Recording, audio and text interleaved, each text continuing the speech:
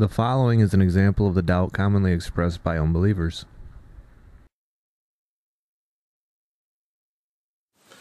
My position is that I don't believe that any particular God actually exists. I'm not convinced of it. Okay? I do believe it's possible for some sort of a creator to exist, some sort of a being who created the universe. Sure, I mean, if we're just talking about speculation here, then sure, I could speculate, hey, we had to get here somehow, so hey, I mean, where did matter come from? I mean, where did the universe come from? Maybe there's a creator. I mean, if we're just talking about speculation and possibility, then yeah, I believe it's possible. For me, I need to have an encounter with God himself. Hi, kitty. I don't have any encounter with God. Why should I believe it based upon some alleged logical argument? That method itself doesn't seem like it makes sense to me, to use that to argue for the existence of a being. This divine being who comes and reveals himself to me, that's what we're talking about here. Okay. Otherwise, if I have literally no experience of this God, which is the case, then why should I believe? Just because some guy is talking to me and saying, oh yeah, God exists for this particular reason. It's like, whatever, dude. God himself, that's what I need to believe in him. Not you. Peace.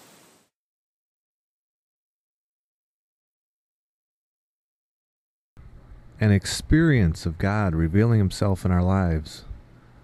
That's the essence of what atheists claim to want, and also what true followers of Christ claim to have.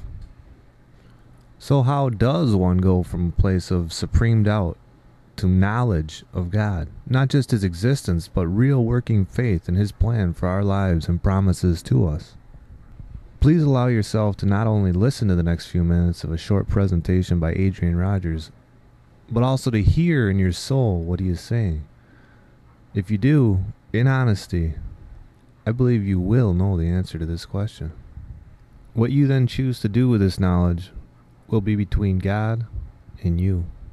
This message is given by Adrian Rogers and Love Worth Finding Ministries. John had a strategy when he wrote the Gospel of John. He lists 7 miracles. He calls these miracles signs. That is, they are miracles with a message. They're signs with a significance. Now, Jesus did not come to perform miracles. He came to save souls. And what we need to do is to go beyond miracles and on to Jesus. I believe in miracles, but I don't trust in miracles. I trust in Jesus. Jesus turned the water into wine. That's found in John chapter 2. And that tells us that Jesus is God's answer to man's disappointments, because the wines of this world run out. But the joy that he gives is always fresh, full, and free.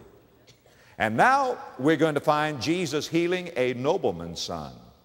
But that man has difficulty believing in Jesus.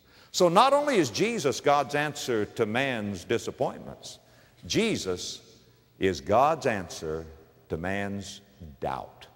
Do you have that? Let that echo in your mind now. Jesus is God's answer to man's doubt. Now, we all have difficulty with doubt, but what we need is a strong faith. Doubt sees the obstacles. Faith sees the way. Doubt sees the darkest night. Faith sees the day. Doubt dreads to take a step. Faith soars on high. Doubt questions, who believes? Faith answers, I.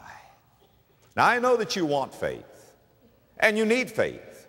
You need to possess a faith, but more than that, you need a faith that possesses you. With that in mind, we're in John chapter 4, begin in verse 46. So Jesus came again into Cana of Galilee, where he made the water wine. And there was a certain nobleman whose son was sick at Capernaum. And when he had heard that Jesus was come out of Judea into Galilee, he went unto him and besought him that he would come down and heal his son, for he, the son, was at the point of death. Then said Jesus unto him, Except ye see signs and wonders, ye will not believe. The nobleman saith unto him, Sir, come down ere my child die. Jesus saith unto him, Go thy way, thy son liveth.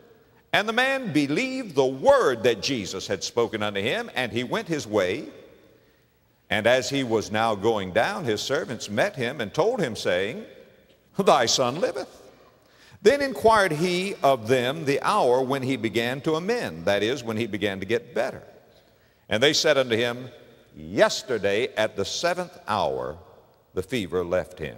So the father knew that it was at the same hour in the which Jesus said unto him, Thy son liveth, and himself believed, and his whole house.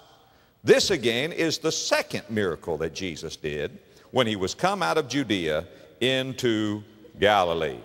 Now here was a man who had a problem. And what was his problem? He was a nobleman. That is, he had prestige, he had power, doubtless he had wealth, he had all of the accoutrements that go with that wealth. But he had a son that was sick. He had a problem that he could not handle. Now he'd heard about Jesus turning water into wine at Cana of Galilee. And now Jesus is back in Cana of Galilee. And this man thinks, well, if Jesus could turn water into wine, maybe he could heal my son.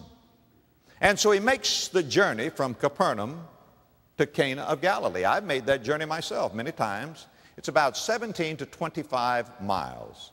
It all depends on where you start and where you stop. But here's this nobleman. He makes this journey over to Cana of Galilee where Jesus performed his first miracle. And he desperately pleads with Jesus to heal his son. But rather than healing his son, the Lord seems to remonstrate with him, almost to scold him. Jesus looks at him and he says, Except ye see signs and wonders, you will not believe. This man, however, is in desperation. He doesn't want to talk theology. He says, Lord, come down before my son dies. And the Lord Jesus says, Go your way. Your son is all right. Your son lives. And this man's problem was the dark soil in which the flowers of faith would bloom and blossom. As we talk about strong faith and going beyond miracles and on to Jesus, first of all, I want you to see the obstacles to strong faith. Now, this man had some obstacles in his life, and what were they? Obstacle number one to strong faith, second-handed faith. Now listen, all this man had was hearsay about the Lord Jesus. He had heard how Jesus had done miracles. You can see that very clearly in verse 46. So Jesus came again into Cana of Galilee, where he made the water wine. And there was a certain nobleman whose son was sick at Capernaum. When he heard that Jesus was come out of Judea into Galilee, he went unto him. He just heard about Jesus. And that's wonderful. Everybody ought to hear about Jesus. But all he had was hearsay. All he did was to listen to other people talk about miracles that Jesus had done. Second-handed faith is not strong faith. You can't go to heaven on your mother's faith. You can't go to heaven on your pastor's faith, your neighbor's faith, or anybody else's faith. You can hear about Jesus and what Jesus has done for others, but that is not strong faith. That is second-handed faith. Jesus asked those disciples, Who do men say that I am? They said, Who men said that he was? But then Jesus asked the pertinent question, But whom say ye that I am? Do you know about Jesus? Or do you know him? Is your faith first-handed faith or second-handed faith? Now here's another obstacle to strong faith. Not only second-handed faith, but I want you to notice he had a sign-demanding faith.